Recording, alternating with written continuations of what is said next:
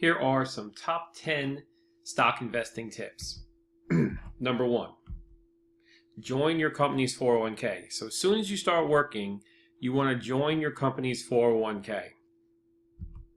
Number 2, contribute the max amount of money to the 401k, which is currently $18,000. Now this money you contribute is state and federal tax exempt. So when you contribute this money, you basically get a tax deduction equal to what you would pay for state and federal. So the money goes in 100% from your pay, no taxes deducted, state and federal, right into your account. So your annual income, it won't go down by the amount of money you receive in your paychecks is not going to go down by a full 18,000. You're going to see a much lower amount, maybe perhaps around 12 or 11,000 after you factor in the tax deduction. Now in the 401k, you want to create a balanced portfolio, which means some domestic stocks, inside domestic stocks, small cap, large cap, mid cap, some international stock funds. Typically in 401k, you can only invest in mutual funds, maybe a bond fund, and you could see whoever is managing your 401k will provide you with advisors to help you to create a balanced portfolio in your 401k. 4, save money, live below your means. So after you contribute your 401k, you still need to save money in a regular savings account. And the only way to do that is to live below your means. So many people feel pressured by society to drive a better car, live in a better house, buy better things. And that's fine, and you can do that. Just make sure that you're able to save 10 to 20% of your pay before buying any of those things. Now, with that saved money, you want to open a brokerage account. I don't care which brokerage account, Fidelity, Charles Schwab, Scottrade, E-Trade, they're all pretty much the same, but just open a brokerage account and start putting your saved money into that brokerage account. Fine, and then once you have money in your brokerage account, now this is outside your 401k, so your 401k is just going to operate pretty much seamlessly without you having to do anything. You set up the max contributions and you have it going into diversified portfolio of stocks. In your brokerage account with money that you save outside of your 401k, you want to find and buy good companies. And by that, you look around.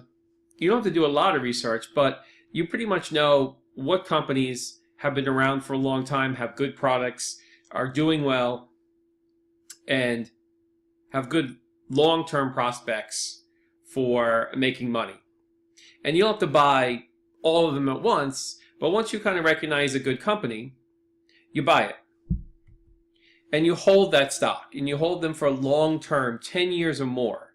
So when you have a good company, and you have faith in the company that they're good, they know what they're doing, they're making money, they have a good product base, then you just you buy and you hold that company for a long term.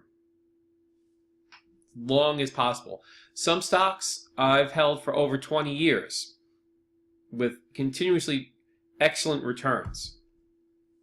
Don't listen to anyone's stock picking advice. That means people giving you stock tips to buy this penny stock, buy that penny stock, buy this trendy company, buy that trendy company. Don't listen to any of that.